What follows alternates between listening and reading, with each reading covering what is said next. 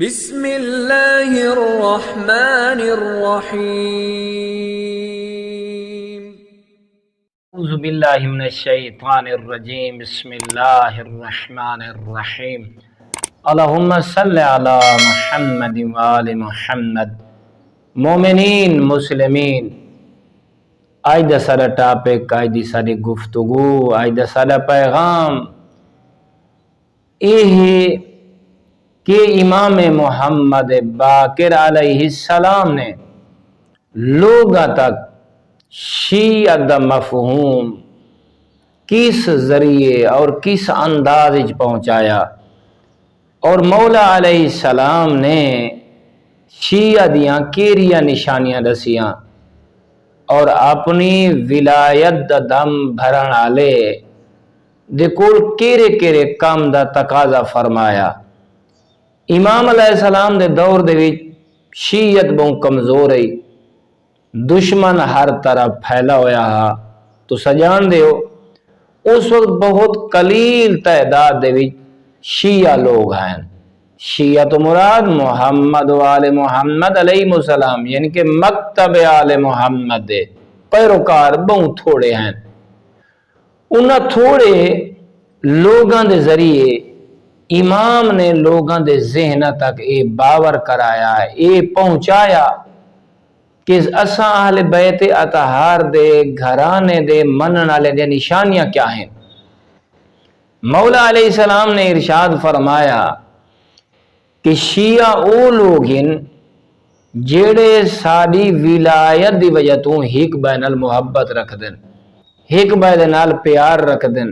ایک بعد نال الفت رکھ دن۔ مولا علیہ السلام نے فرمایا او دین کو زندہ کرینن ساری ولایت دی وجہ تو ایک بعد نال مدد کر کے۔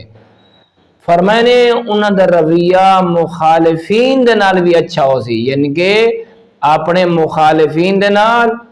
او صلح کرن والے ہو سن،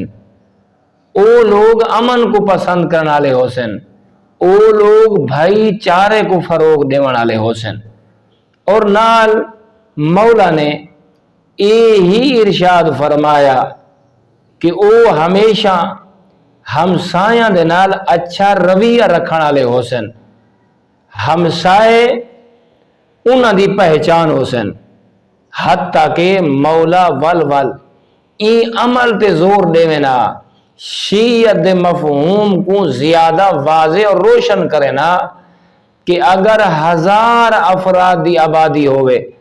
اون 1000 افراد دے وچوں ایک ساسا آل بیت اطہار دے منن والا ہوئے،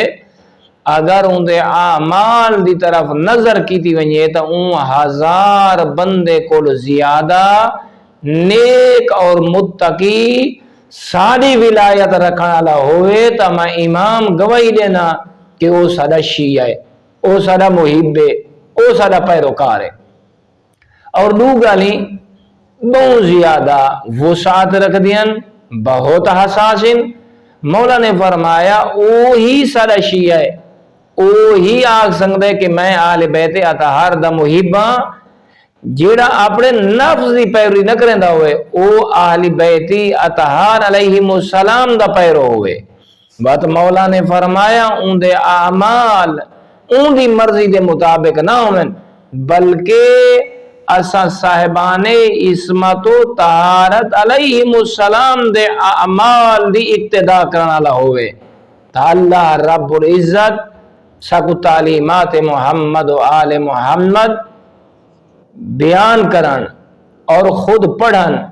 سنن